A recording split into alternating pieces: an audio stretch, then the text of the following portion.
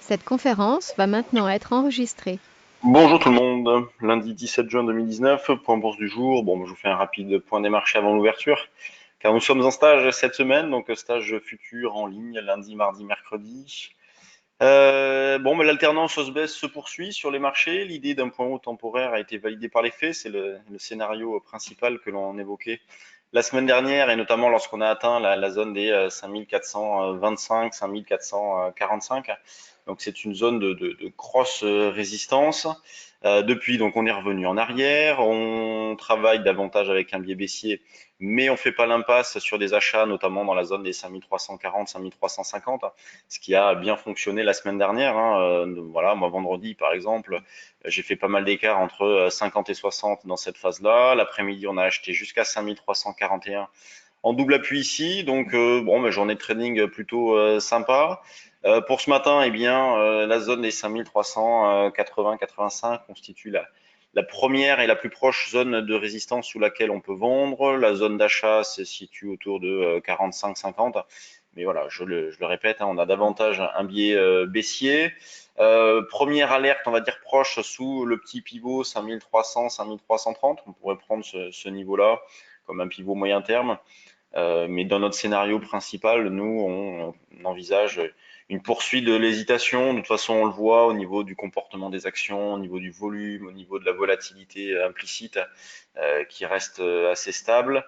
Cette semaine, les yeux seront rivés sur les banques centrales avec pas mal de réunions, que ce soit la Fed, la Banque centrale européenne également. Pour ceux qui bossent sur des turbos, par exemple, on peut s'intéresser à celui-ci, vous voyez, le 5460. Donc Turbo Put à 5460.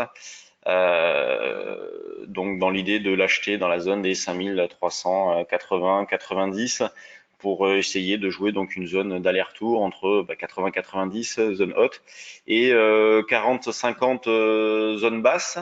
Sur le DAX, on continue à travailler avec un billet un petit peu plus haussier. Achat donc vers 12 055 par exemple, les plus bas de vendredi. Pour ceux qui voudraient des niveaux un petit peu plus proches, c'est 12 083, donc 12 083 niveau un peu plus agressif, 12 055 niveau un petit peu plus intéressant à travailler.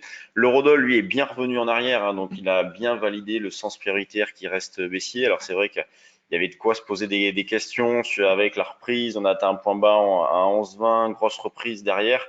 Et une nouvelle fois, l'eurodoll n'en a pas eu suffisamment dans le moteur pour sortir de cette zone baissière, parce qu'il aurait fallu franchir la zone des 1,1450, chose qui n'a pas été faite. Donc on continue de travailler vendeur sur rebond. Pour aujourd'hui, vers 1,1250-60, c'est la zone proche de vente pour viser 1,12, 1,1180, oui, à travailler dans cet esprit-là. Donc on privilégie la recherche d'écart un petit peu partout. Au détriment du directionnel. Vous voyez, on s'inscrit dans un directionnel, mais on ne laisse pas forcément porter de position. En tout cas, moi, je ne laisse pas porter, j'accumule des écarts. Si je veux laisser porter, je vais le faire via des options.